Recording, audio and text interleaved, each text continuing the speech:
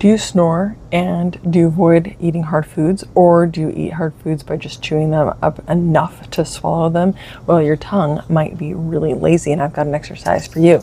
So for your tongue, you're going to strengthen multiple sides of your tongue, therefore strengthening several different muscles. There are 16 muscles in the tongue. And so what we're going to do is get the point of our tongue along the flat edge of this tongue depressor. It's like a popsicle stick, but it's wide enough to hold onto the whole tongue. So I'm going to press my tongue against this tongue depressor, and then I'm going to press back with my hand. It's basically a resistance exercise for your tongue.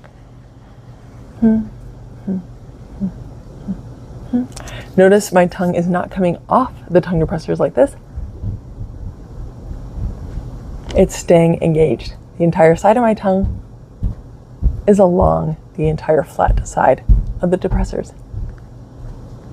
I am using multiple depressors. It allows me to press just a little bit harder. If I use just one, it might bend, it might snap. That would be dangerous. We definitely don't want blisters or, from rubbing against the tongue, or splinters from it splintering off on our tongue.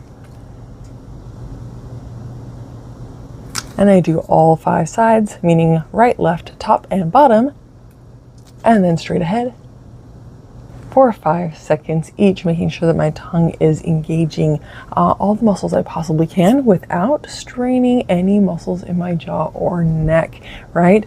The hyoid bone needs to stay nice and loose. Otherwise, that will start to strain other things, and that would not be good either. So give that a try. See if you can strengthen your tongue.